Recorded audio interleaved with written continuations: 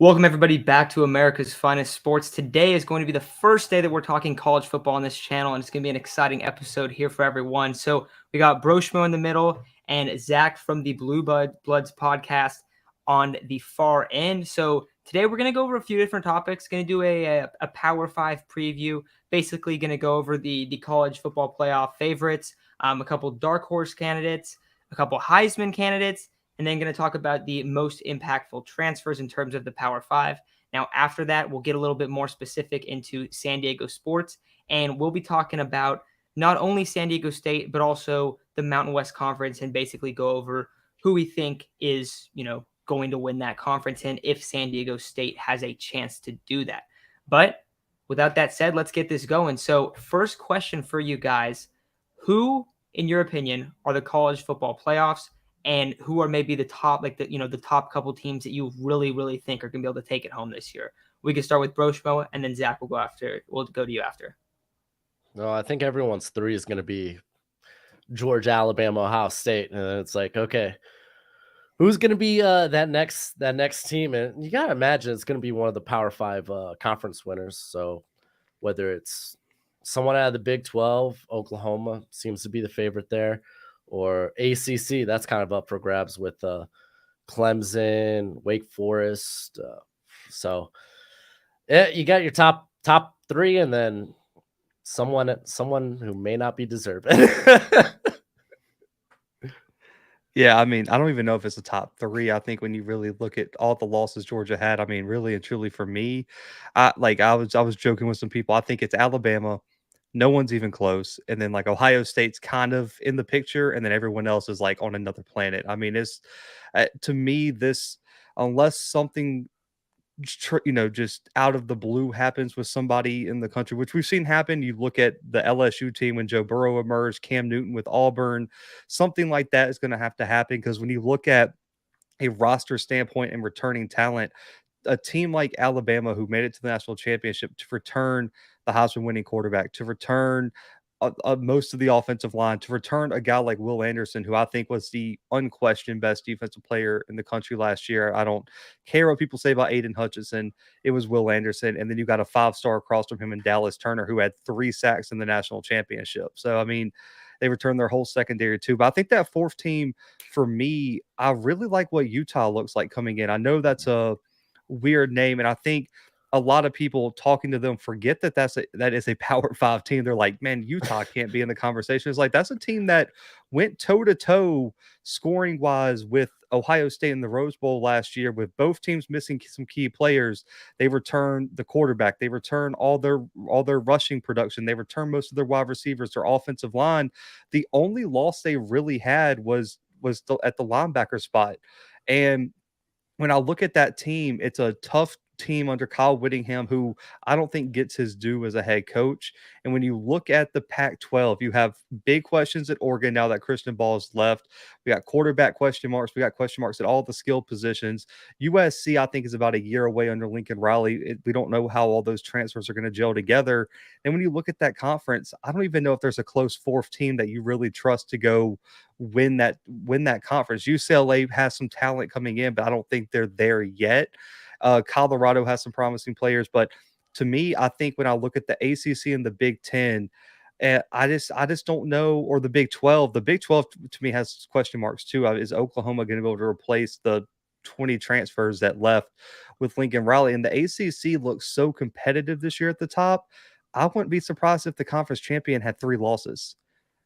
Really and truly, especially if DJU doesn't come together like a lot of people think. So if I had to put money on it, I think it's Bama, Georgia, Ohio State, and Utah slides in there. And a dark horse to me is Baylor. I think Baylor is the favorite for me in the Big 12.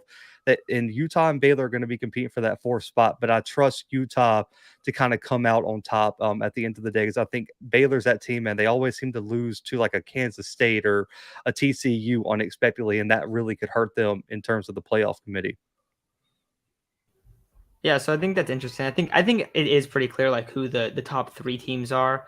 Bama last year, I mean, they went up against Georgia, and we saw that they were banged up. So that kind of ultimately had a huge impact on the game. So you guys are talking about, something kind of crazy happened where one of those three teams is to get knocked out. I think it's I think you're right. It's kind of a race to see, okay, who can sneak into that 4 spot. I think, potentially in the ACC, even though you're talking about them losing a lot of games, if Clemson did look really good, they're definitely a team that could go in there and steal that spot. But if a team really emerges out of the Pac-12, then yeah, that's another team that could maybe take it, get in there. Do you guys think that there's any chance that Notre Dame makes a little bit of a run or anything like that? Or they're, I think Ohio State's really interesting, but Notre Dame potentially just because, they have a schedule where if they win a couple big games, they could definitely find themselves, they've only had one loss and they've beat these teams that are potentially top 10 teams in the country. So I feel like they maybe could get in there, but I think that you guys are definitely right where, there's a clear top 3 favorites in that spot. But in terms of that, any other teams? And then Broshmo, who would your dark horses be if you have any kind of out there? Well, kind of brought up one with Baylor. I think they return a very good defense, even though they took some hits. That defensive line is still just very scary. I mean, I know Oklahoma did lose a lot of talent, but I think they will be better defensively this year. And Dylan Gabriel, he's been a very fine college quarterback. So I think that brings a little bit of, I want to say, consistency that they didn't have with like Spencer Rattler. And granted, Caleb Williams was very good down the stretch for them. But I like the idea of Utah. Like that Pac-12, I feel like it's going to be very open. I actually really like a lot of the things that Oregon did. I like the head coach hire. I think they kind of traded up. I'm a Hurricanes fan, so like you would think I love Cristobal. He's all right. But hey, if Bo Nix could somehow be consistent for once in his career, I think that Oregon team's going to be very dangerous. That's a big if. Coming from an Auburn grad, coming from an Auburn guy who has seen him live, I want to throw a real sleeper with you guys. I think when you look at college football, the way it's set up with Cincinnati kind of breaking through that barrier for Group of 5 teams, I want to throw a team at you guys that I think could. They're already ranked. BYU is a team to really, really watch. They become Power 5 next season. When you look at their schedule, they get Baylor, and they get Baylor at home. So if they pull that one off, that's a top 15 win. They got to go play Oregon and Eugene. That could be a top 25 win. They get Notre Dame in a neutral site in Las Vegas in the Raiders Stadium midseason. That could be a top 5 win potentially if they pull that off. And they get Arkansas coming to Utah. That could be a top 25 win as well. Plus a Liberty team who always flirts with the top 25 is another Group of 5 win. And if Boise State or Stanford, who's on that schedule as well, slides into that 20th spot, they could be coming into the argument with multiple top 25 wins in that Notre Dame game and that Baylor game. If they can come away with 2 top 10 wins and all chaos breaks out like we saw last year in that 4 through 8 range, don't sleep on BYU finding a way to sneak into this playoff conversation as we get into early November.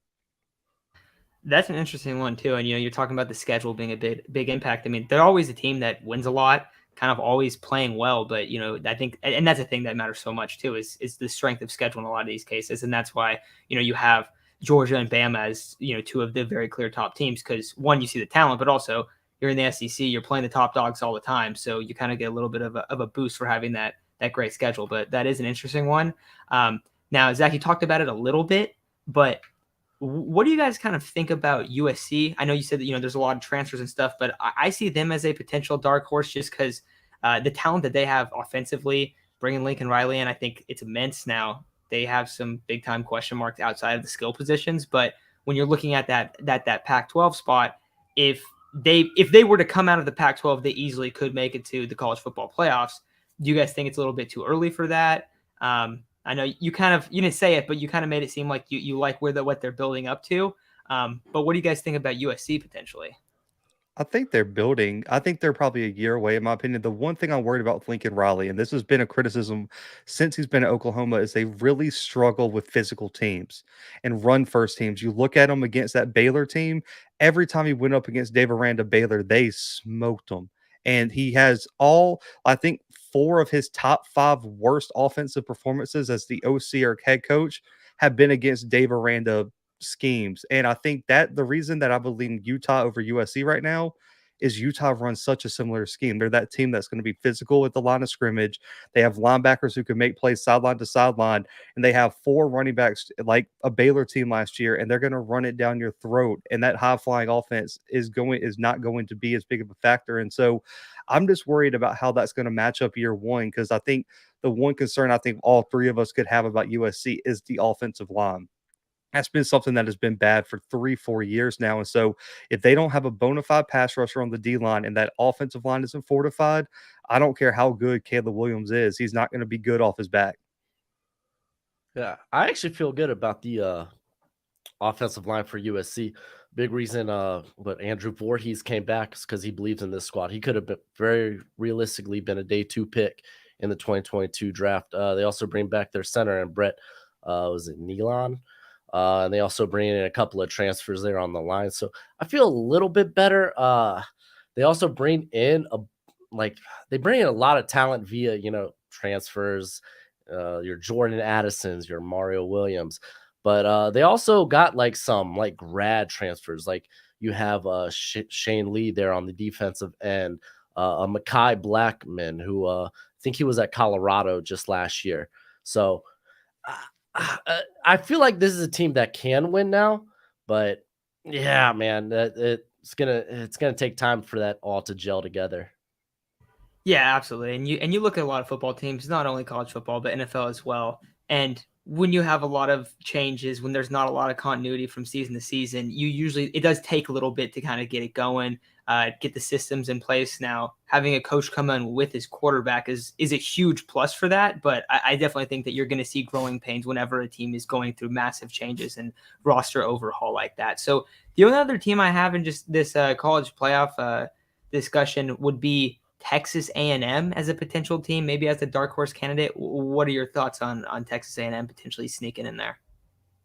Yeah, it's so hard to put another SEC team above like Bama and Georgia. You could probably because A&M they recruit so freaking well, but I think Ole Miss did such a great job through the transfer portal to stay competitive this year. There's going to be questions about the quarterback position there with Matt Corral gone, but man, they got a team ready to go. It's gonna be tough. It's gonna be tough to get sold on another SEC team, though.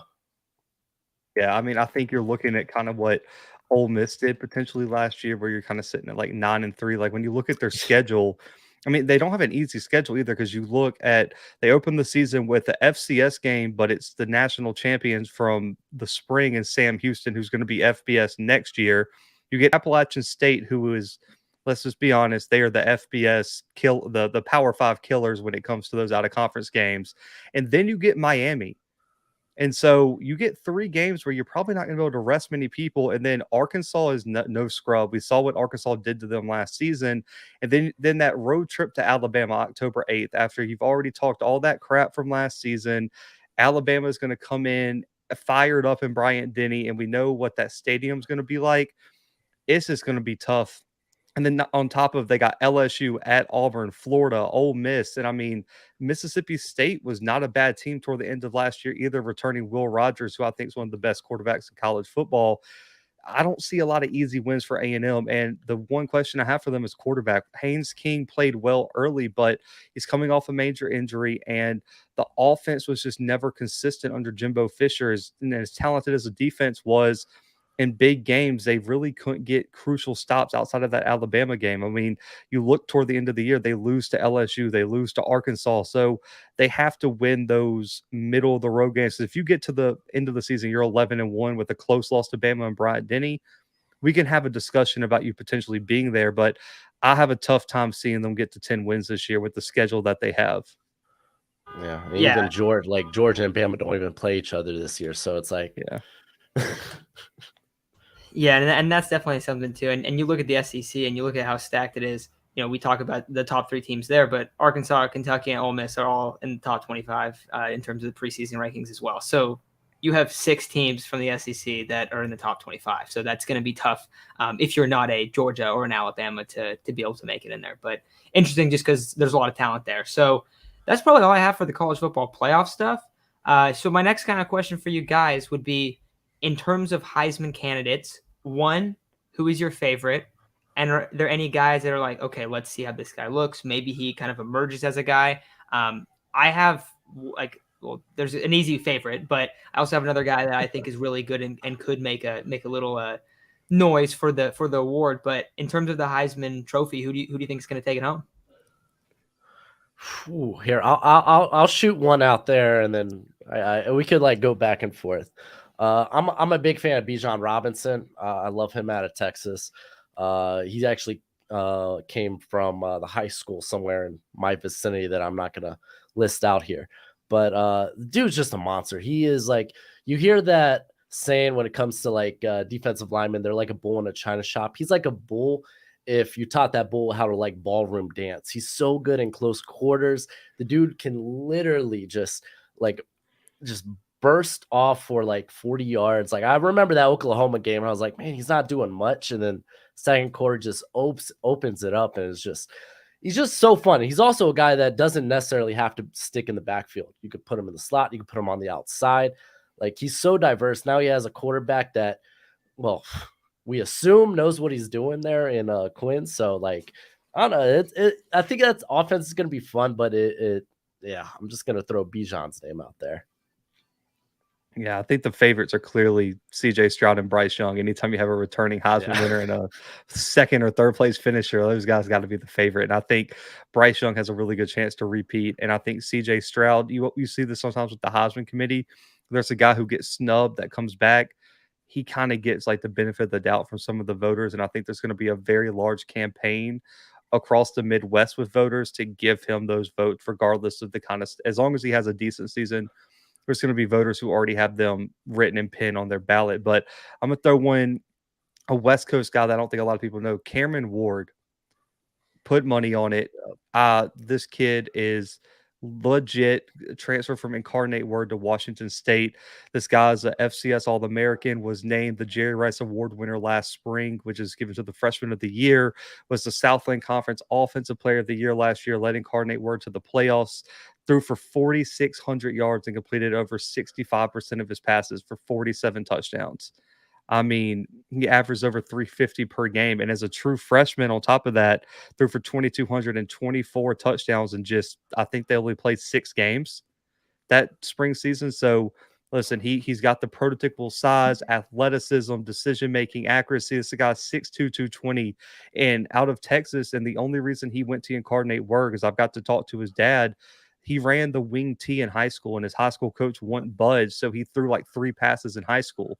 So no one recruited him. He goes to Incarnate Word and lights up the scoreboard. And he's like, yeah, I've been able to do this. I just never got the chance. And just to kind of give you the hype he has, he was named to the Maxwell Award list already for the preseason, hasn't even taken a snap at FBS football, and was a preseason Pac-12 All-American in Athlon Sports and never taken a snap in the Pac-12. So I like Cameron Ward, and I think right now he's the best quarterback in the Pac-12, and it's not even a debate.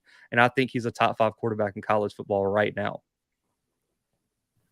Yeah, that's high praise, and it's also not like the Pac-12 just doesn't have talented quarterbacks. You also have Caleb Williams, who just transferred there. We talked about him a lot at USC.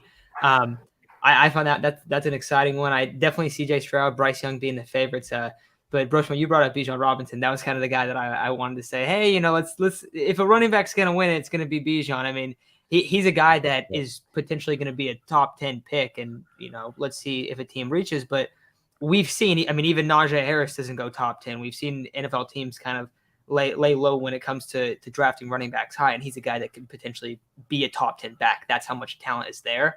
Now, you wonder how good Texas is going to be to kind of get that momentum for him. I'm not a big Steve Sarkisian guy, but I got a first place definitely vote. see the talent.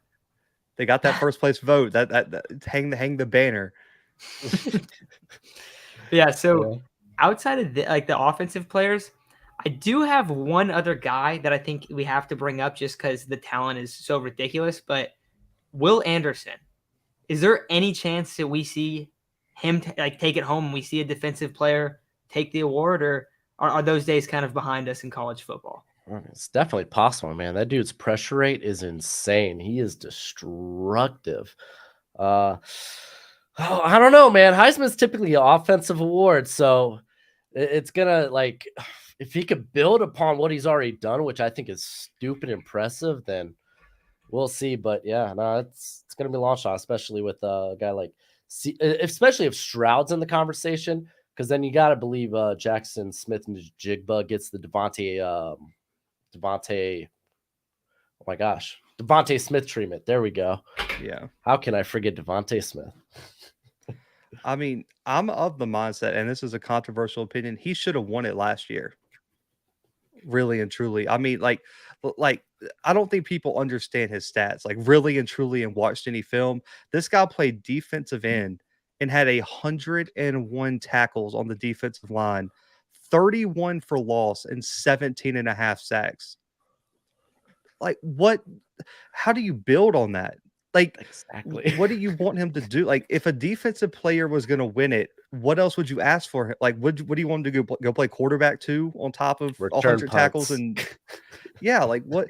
And the is I think the Heisman committee back in '97 handed a guy a Heisman trophy on the defense side of the ball who didn't deserve it, and they got so much backlash. Like, if you go back and look at Woodson's year, that dude shouldn't even been a final. He had a garbage year for a cornerback, and a special teams doesn't get you a Heisman, in my opinion.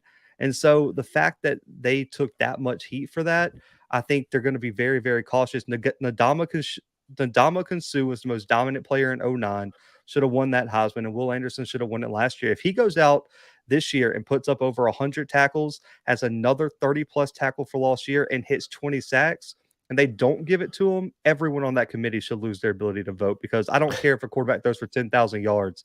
Will Anderson deserves the Heisman. I like it. I like the take. I feel like we gotta go back to giving defensive players a little bit more love. I mean, kind of you were talking about like what else can he do? Does he have to play quarterback? I feel like that's almost like the JJ Watt argument for the MVP quite a few years ago when he had like 3 or 4 touchdowns. It's like, all right, this guy's lining up even at tight end. He's lining up in the goal line and catching passes. Like Or he's Aaron Donald every year. Yeah, every year Aaron Donald, exactly. But you know, it's definitely crazy when you have a guy that's that dominant. 100 tackles playing DN. That is something that you rarely see. True video game numbers from Will Anderson. And it's not like he's just out there by himself. It's not like he's playing for. I don't want to insult anybody. Like, no offense to anyone who's a Utah State fan. It's not like he's playing for Utah State and he's the only guy who, like, he's playing with like 8 other 5-stars who could go get set. Like, there's 2 defensive tackles who just went to the NFL draft next to him, a 5-star with 3 sacks in the Natty across from him, and he's still doing this. Like, I don't know if you guys watched the Bama spring game where they were interviewing Nick Saban during the game. They had to take Will Anderson out of the spring game because Nick Saban said the offense couldn't get good reps. And Alabama has the best offensive line in college football probably going into next year, and he was embarrassing people. I mean, listen, I'm tired. As a former lineman don't get enough respect anyway. The fact that Will Anderson gets 0, and the fact they invited Aiden Hutchinson to New York, wherever the Heisman ceremony is, was a scam for college football. Yeah, it's definitely a tough one. I feel like for Will Anderson, it's almost like, in terms of looking at that defense on Alabama, it's almost like all right, we're all going to get to the quarterback on this play, but who's going to get there first? And that's how Will Anderson's numbers are so crazy. So he's almost competing with the guys that are on the same D line of him to end up getting these actual sacks. So I didn't see that about Nick Saban saying that, though, but that kind of just shows how dominant of a player he is. So I don't know. I wanted to float the idea because, you know, we don't give defensive players that much love in the Heisman discussion, or really in award discussions anymore. So I thought that was an interesting one. But to wrap it up with this Power 5 preview, I wanted to ask you guys, and maybe just name 2-3 guys that you think are the most impactful transfers this season, because we saw a lot of teams go, a lot of guys transfer. I think it was Bama's got a few. They're doing that every year. USC obviously has a bunch. Notre Dame has a couple notable ones. Guys, I think, who is it? Someone transferred. Oh yeah, from Georgia to Bama. But for you guys, who are 2 or 3 names that really stand out in terms of guys that went through the transfer portal?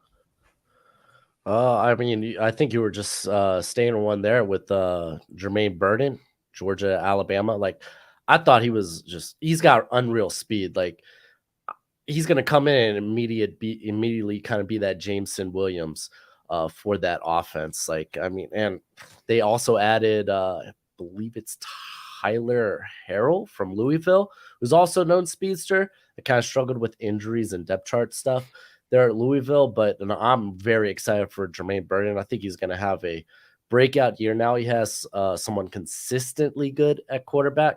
Not to throw any shade to Stetson Bennett, but he's no Bryce Young. But yeah, and I'm very excited for Jermaine Burton this year. Yeah, I think I gave my number one already away to this question with Cameron Ward earlier. Picking him for the Heisman, I think was enough to put him at number one in my list. I think another guy, though, is Eli Ricks for Alabama, former five-star cornerback who transferred from LSU. The one question Bama had, and I think you saw in the national championship, is when one of their two starting corners got hurt, they didn't have much depth. They had to throw in a JUCO guy who really didn't have a lot of experience. Now you get to pair a Josh Jobe or whoever takes that number one spot with an Eli Ricks, who is dominating over at LSU and really and truly outperformed a guy named Derek Stingley last year, who was the number 3 pick in the NFL draft. And Eli Ricks was the number 1 corner for them, even over Stingley last season. So I think to add him to that Bama defense is disgusting. And another guy that, an honorable mention just actually happened, and it was I believe how you pronounce it is Yabi Anoma. Oh, yeah. I just saw he went to Michigan. Yeah, former 5-star Bama player. He was down at UT Martin. Our publication because we cover FCS, our publication, he was a first-team all-conference player on our list before the season for UT Martin.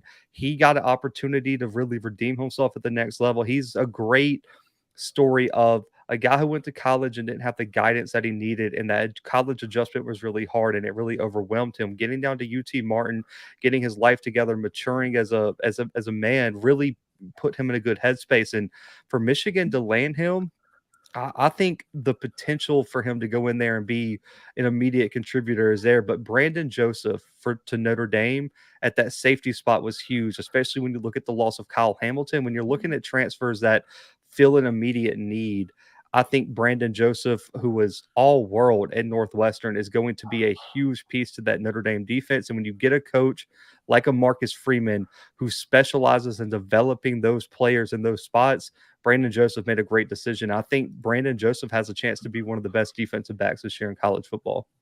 Gosh, you named a lot of the ones I like too. Oh, man. I guess one more guy is Christian Gonzalez from Oregon. He's coming over from Colorado, and I noticed there was a lot of hype on this guy early in the offseason. I was like, wonder why, because I remember going back and watching Blackman and not thinking, Colorado. Colorado wasn't that impressive last year, but like Christian Gonzalez probably had some of the stickiest coverage last year. Great closing speed. Like it makes all the sense in the world that he decided to move to a more prolific school that could utilize his talents, where he could be put on notice. And I think that's a guy that's probably going to put a lot of people on notice when it comes draft time, at least. Yeah, you guys got some real interesting guys there. But a couple other guys I had that just interested me in terms of some people were Jahmyr Gibbs. He's potentially going to be the starting running back at Bama. So anytime you got a starting running back at Bama, you always got to kind of pay attention to the numbers that they could potentially put up there, and the draft where they could end up getting drafted down the road. I will say my favorite guy, just watching a little bit of quarterbacks last year, watching Kenny Pickett. My favorite guy, and I've talked a lot about these USC guys, but I'm not going to talk about Caleb Williams too much. But Jordan Addison last year at Pitt was very, very special. And I was not a big Kenny Pickett guy. I didn't think he was a true first rounder. Now, granted, the quarterback class was not good. There wasn't much talent there. So I understand the pick, but I thought it was Addison that's really the guy that kind of propelled Kenny Pickett's draft stock. And that's not to knock Kenny Pickett, but I just think he was that special of a player. So it is exciting there. I like him a bunch. The other guy that you guys brought up was Brandon Joseph, and that's a guy I think that could be, one of the defensive breakout candidates of the year, just to be an amazing player. But I don't know, where do you guys have Addison? And I don't know. I think there was the only other guy I mentioned was who was it? Not Travis. Jahmyr Gibbs. Yeah. I just didn't want to do two Bama players. I didn't want to. I didn't want to give them that. Pull the Heisman committee there. I didn't want to invite two Bama players into my list. But yeah, Gibbs is legit. I mean, one of my good friends was covered Georgia Tech for 247, and he told me about Gibbs before his freshman year. As soon as he got to camp, he texted me and said, "Listen, number 21 is legit." He was like, "Just turn on the tape and watch this kid." And he came out, and you got to look at that Georgia Tech team was not very good. And now that he gets to play behind a real offensive line and have a real, because everyone's going to focus on Bryce Young. You got Jahmyr Gibbs who can be a factor in the pass game, and you got a guy who can run between the tackles and break things outside. Bama lacked an explosive running back last year, and they solved it with Jahmyr Gibbs. And for Jordan Addison, it's going to be a big year for him because I think some people are torn. Was it Pickett? Was it Addison? Was the scheme? If he goes out to USC and doesn't live up to the hype, that's going to be a huge, huge knock for him. But if he goes out there and balls out like I personally think he can, I think it was probably 50. I did like Pickett in college. I think it was a great college quarterback. We'll see what he does with the Steelers, but I want to see how he does with Caleb Williams. So I think Pickett is still is a more developed passer right now than Caleb Williams is. And I'm going to be very interested to see how he fits into Lincoln Riley's scheme year one with one more year left to, potentially get to the NFL draft and be a first round pick, which I think if he was eligible to go last year, he could have been. Yeah, Jordan Addison, I think he's still going to see his deep shots regardless. I mean, he's just got speed that kills. Jahmyr Gibbs, that's the one guy that I just don't know how he fits into Alabama. They're so used to these big bruisers between the tackles, and now they got this guy that's just so good out in space. I'm just curious how they're going to utilize him. And I mean, it's Alabama. I imagine they're going to utilize him well, but it's just a difference in philosophy from what they've typically done. Yeah, absolutely. Usually we see the Najee Harris, Derrick Henry types where it's like, oh, I've never seen a guy look like, and I've never seen an athlete look like this before. Oh, this is the new best athlete I've ever seen in football. It feels like sometimes, or at least in Brian Robinson looking like a linebacker. Yeah. I mean, I think he's going to be used a lot more like TJ Yeldon was. If you guys remember when TJ Yeldon was the main guy for Alabama, you're going to see him used a lot more out in space where they just gave him the ball and allowed Yeldon to go make plays. And I think with Jahmyr Gibbs, I think he has a little bit more physicality than people give him, but I don't think he had a chance at Georgia Tech to show it. I think, and also Bama's always been running back by committee too, even with Henry and some of those guys always rotating. So I think the biggest thing for Gibbs is trying to make an impact when he gets those carries and try to be that RB1, because we know with Saban, if you aren't hitting at the right time, he's going to go with the hot hand. And if Jahmyr Gibbs can't live up to that, he potentially could fall down in the depth chart that is really, really deep for Alabama. Yeah, I think that kind of plays into how Gibbs played at Georgia Tech, where it's like, if I don't take this 20, 30, 40 yards, then, well, the drive's over and we're going to be down by 14 or down by 20. Like, he was just used to that situation. And now you come to Bama where you're not going to have that necessarily that type of like burden on you. That's like, okay, we're just going to get you out in space. You go do work. Oh, wow, this is way more space than I'm accustomed to. This is nice. So, it'll be nice to see how he works out there. Yeah, absolutely. And I did realize I accidentally forgot one other guy, but Quinn Ewers just he was a transfer to Texas, and he was actually named the starter, I believe, today. I do kind of wonder like, I mean, we see Texas every year. Very disappointing. It feels like every single season. Texas fans, they get pumped. They're like, oh yeah, this is the year. We made these changes. This happened, that happened. And it always feels like it's just not enough and they're not very good, at least in my lifetime. They've not been very good in my lifetime. But is this a guy that could potentially make some noise? You have a superstar running back. That's helping a lot, right? Like, is he a guy? What are you thinking? Zach, you look a little concerned. Okay. If he lives up to what I saw in high school, because listen, his high school tape is immaculate. I mean, there's a reason he was ranked next to Trevor Lawrence and Vince Young as like one of the highest graded quarterbacks in our generation. I mean, he went out there and balled out, but the problem is man, like I read a tweet today from one of the analysts from CBS Sports. He said, "Is Quinn Ewers Tate Martell with a mullet?" Oh no, that's Tate Martell. and I felt it crushed my soul, man, because like we saw this with Tate Martell, because I mean he lit up high school, but then he got in the transfer portal and kept winding up in bad situations. And the thing with Texas for me is offensive line question marks again, skill position question marks outside of running back. I'm talking about the wide receiver spot on the outside. A year ago, Texas ranked last in the Big 12 in receiving talent coming into the season. That is so hard to overcome, even for good quarterbacks, man. And also, is our defense going to be able to make key plays when Kansas is putting up 50 points on you, man? Like, I don't think people understand the pressure that puts on a quarterback when every single drive you have the weight of the world on your shoulders. Where it's like, man, if I don't get a touchdown, not bump a field goal, if I don't get a touchdown, we're probably down in this game. And so that's the question. And then also, just how is he going to fit into Steve Sarkisian's system? But I think playing at home, being more comfortable in the state of Texas, and also playing in a conference where really outside of Baylor, Oklahoma State, and we'll see what TCU looks like without Gary Patterson, possibly Kansas State, who's been building a solid defense. You're not going to face world beaters. Like, you're not going to face a Penn State defense, a Michigan defense, whoever. I mean, even hell, Iowa has a really, really good defense. So that's going to be what I'm going to see. But I think they'll lean on Bijan early. Week 2, we'll find out everything we need to know about Texas. When Alabama rolls up into Austin, we will find out everything you need to know about who Quinn Ewers is and who this Texas team is. Golly, dude, RIP. Like, that defense for Texas is awful. God awful. Yeah. I do think they have a lot of good receiving talent. Worthy showed pretty well last year, as long as what is it, Whitlingham, Jordan Whitlingham, or Whitlinton, excuse me. As long as he could stay healthy, he's always produced pretty well out of the slot. They added a Wyoming transfer this past offseason, so I think they got talent. I mean, I didn't even mention Billingsley, who they bring over from Alabama. Hopefully, he gets his act together. So, yeah, I mean, I think they got talent. It's just he's going to have to be playing. He's going to be playing hero ball all year. That's the problem. Yep.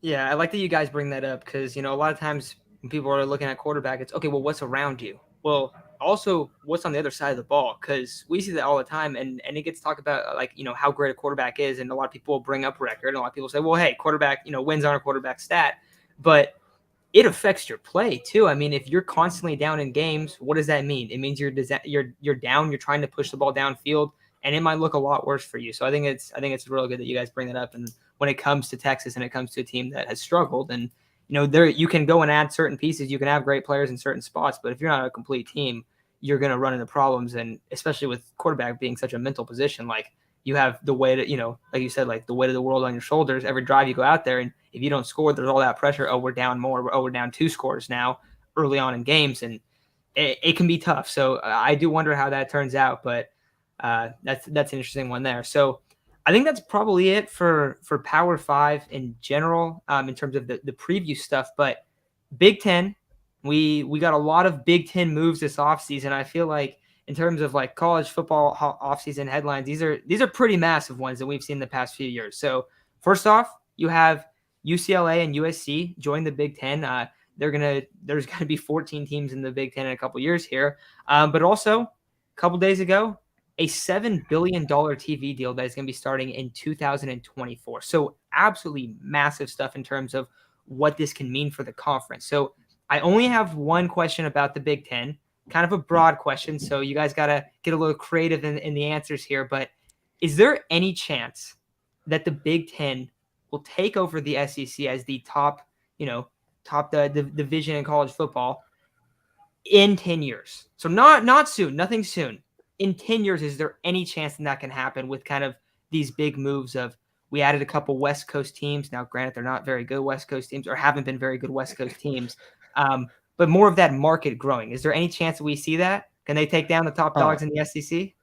Listen, I'll say this. They've already overtaken the SEC in terms of interest in TV viewership and things like that. That's a different conversation, like in terms of, and I'll break down why that is in a second. But in terms of on the field play, until the entire, I mean, I don't think the division is that big across the conferences. Like, when you look at teams like 3 through 8 to whatever, I don't think there's a big difference between Auburn and Michigan State, or Michigan and Ole Miss, or Florida, or however you want to match it up. And I think when you look at the domination of Alabama and Georgia, what the SEC has been helped by in terms of perception is the years Alabama doesn't win, somebody emerges in like some miraculous manner. When, before the Alabama dynasty started, you had Tim Tebow and Chris Leak leading Florida, and Urban Meyer was out there coaching his what off, and that team was really good. You had Nick Saban at LSU winning national championships before he wound up at Alabama. You had multiple different teams, and then the Bama dynasty starts. In 2010, Bama loses 3 games. People forget that, but guess what? Auburn found Cam Newton behind at a JUCO in Kansas, in Texas, with like four people in that city, and he comes in and does what he does. And then 2019, Bama's okay.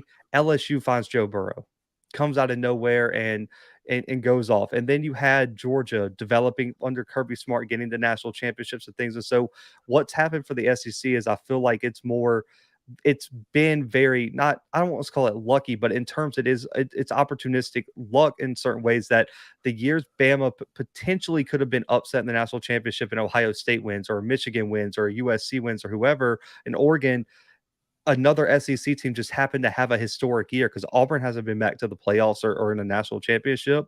LSU hasn't been back. Florida hasn't been there and God knows how long, 08. So, and then you had, when they added Missouri, you had the fortunate that was Missouri's high point, and they were going to SEC championships and winning was it New Year's 6 bowl games. And then you had the Manziel mania right when you bring in Texas A&M to the conference. And so, and you're seeing that again, even with Bama being, Bama and Georgia competing. Kentucky was the top 10 team, has been a top 10 team for 3 of the last 4 years at some point during the season. Arkansas is in the top 10. Ole Miss is in the top 10. Auburn's had a top 10 team at times over the past 5 years. So every time it just seems like the SEC gets lucky that some teams get hot. But for the Big Ten with the TV deal, I still say, I know this sounds crazy.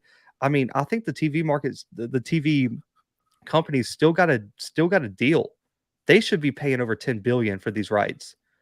And I know that sounds crazy. When you look at the Big Ten with USC and UCLA added, they own. So there was a study done over the past 5 years. They averaged out how many viewers per week each team in college football got. The Big 12 the Big Ten has like 12 of the top 50 markets and 3 of the top 5 now. And so it's hard to, it's not about attendance. It's not about winning. It's about where are you located, and do your fans watch you when you play football? And Ohio State has averaged almost 6 million people per week for 5 straight seasons watching them. Michigan's in the top 3. And then on top of that, you find a way to break into NBC, which Notre Dame has exclusively owned for 10, 15 years, maybe longer. And you already signed their 2 closest rivals in USC and UCLA, who they play every year. You're on their TV market now. What's keeping Notre Dame from joining the Big Ten? And if you add them, what the rumor is that the TV deal will exceed $10 billion if they convince Notre Dame to join the conference. And the Big Ten commissioner said today that he envisions the conference having 20 teams in the next 5 years.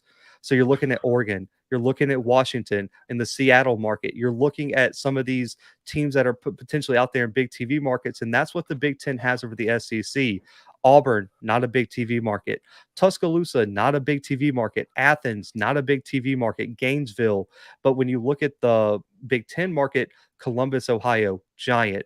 Michigan and Michigan State got the whole state locked up. You got USC now with the LA market and UCLA. You get the whole DC market with Maryland and Rutgers in them over there in the Northeast.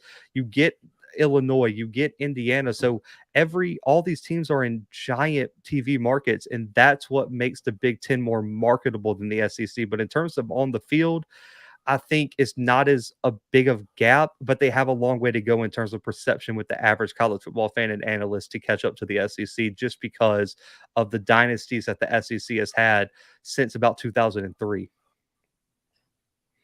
I concur. I mean, no, yeah, you said a lot there, and a lot of it's true. I mean, you talk about like just the loyalty of the Big Ten fan bases. You go to Iowa, Wisconsin, like they pack those houses. Penn State. So it doesn't surprise me that they were able to land that deal. So yeah, does that mean they'll be competitive? Maybe like 10, 20 years down the line.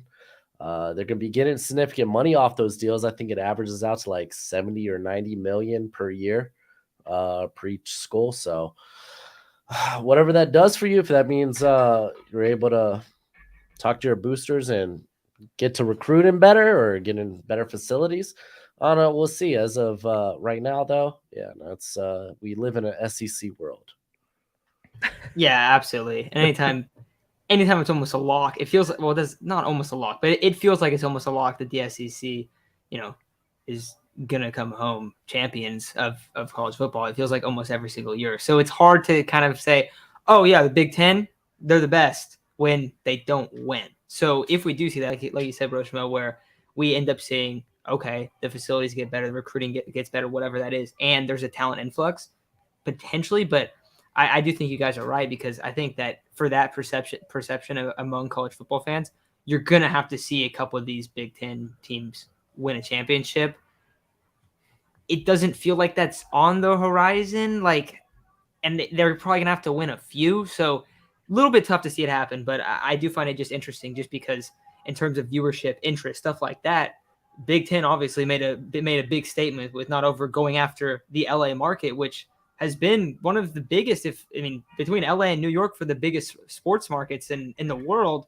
And you already have all that interest. You have the Ohio State Michigan rivalry, right? Like, you have a lot of stuff that brings a lot of eyeballs onto the TV. So it would be interesting to see. And the stuff you brought up about Notre Dame, Zach, that's extremely interesting, because all of a sudden you got another team that a lot of people watch, that are a lot of people are fans of Notre Dame, even if they didn't go to the school, which is something that I think is kind of hard to get that interest. But Fighting Irish have been a very, very famous team for quite some time.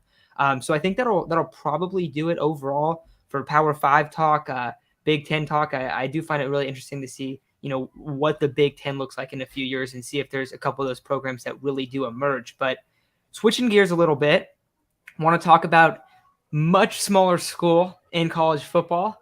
Not on many people's radar, but at America's Finest Sports, San Diego based. We got to give some love to San Diego State. So in terms of San Diego State, you look at the Mountain West. I think there's a clear team that's probably going to come away with being the champions in the Mountain West. But for San Diego State, do they have a chance to let's say, do they have a chance to play in that championship game? If they were in the other division, probably, but because of the division they're in, definitely not. It's so tough because I think you guys only returned 3 starters on the offensive side of the ball. Yep. Total. And if you guys return Johnson at quarterback, Lucas Johnson, who ultimately transferred to Montana and is going to be the starting quarterback there, and probably is going to have them competing for an FCS national title. We'll leave that there. But that's a guy who went 8-1 as a starter last year. Had an outstanding end of the year for you guys. If he comes back, potentially, but when you look at, man, I think we all know who the favorite is Fresno State, and everything they return, even a year, I don't like to call it year one for Tedford, because he's been there before.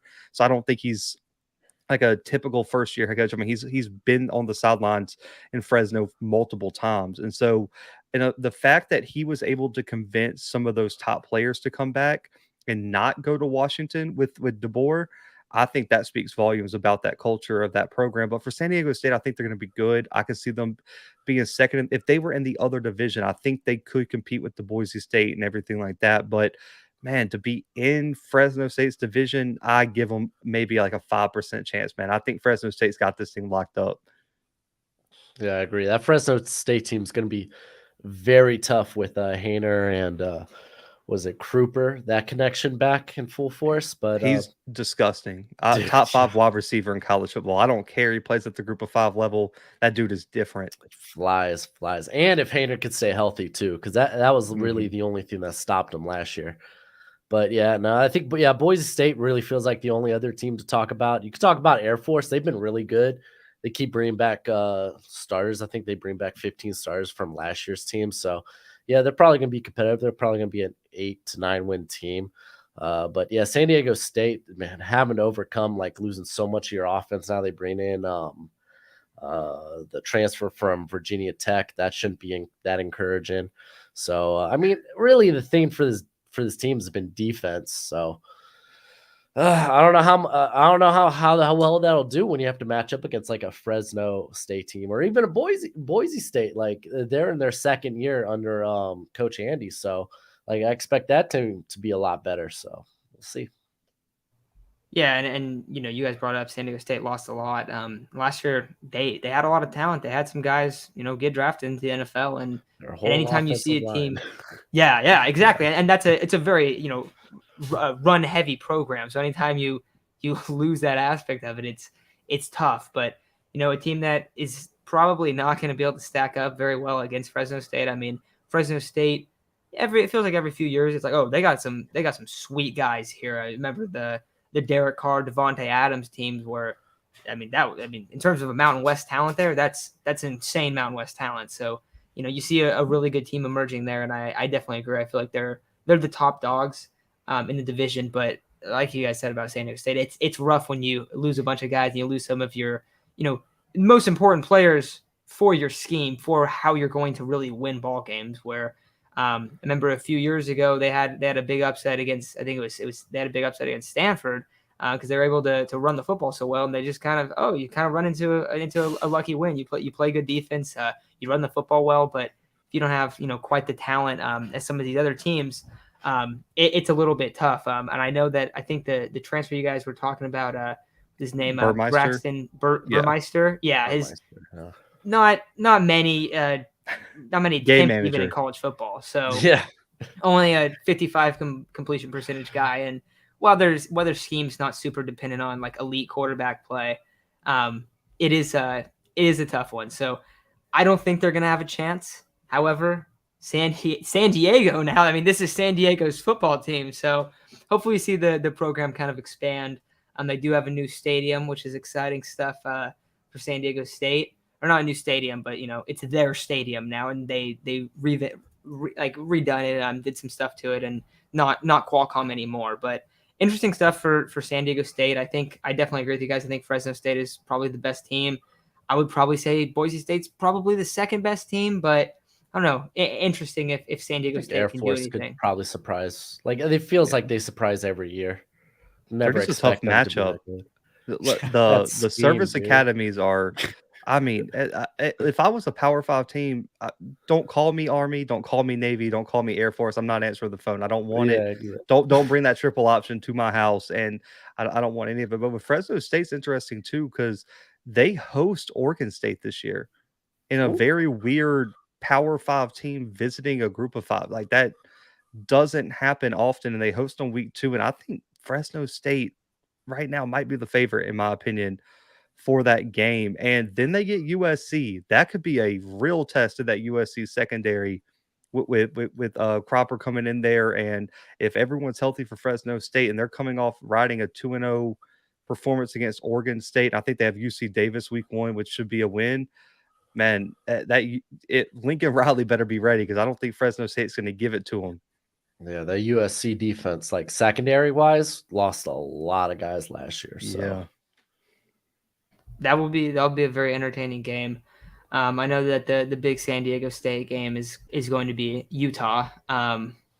I don't expect San Diego State to really hang in there. Man, Utah's pretty sweet. Utah's gonna be a really good squad. Yeah, y'all should have got like Arizona or something, man. Y'all could have probably hung with Arizona. Arizona's but, up and coming, man. Hey, North Dakota State might put 40 on them this year. I don't think that's going to be a good look for them. Offensively, they're coming up. Yeah. Yeah, well, I think that's probably going to do it for this episode, guys. Thanks for hopping on. Fun to talk about college football. I haven't talked about it in quite some time, but gearing up for the season, getting excited for it. A lot of names discussed. Of course, I also had to talk a little bit about San Diego State as well. But thanks for hopping on, guys. Really, really appreciate it. Fun time. And we'll be talking college football, throughout this channel every once in a while. Probably not as much as the San Diego Padres and the NFL and stuff like that. But throughout the season, hopefully, we get some West Coast teams that look really good. A Utah is a prime candidate to do that, and we'll keep updating you guys on the San Diego State season as well. But thank you guys for coming on. A lot of fun, and we'll see all you guys very, very soon.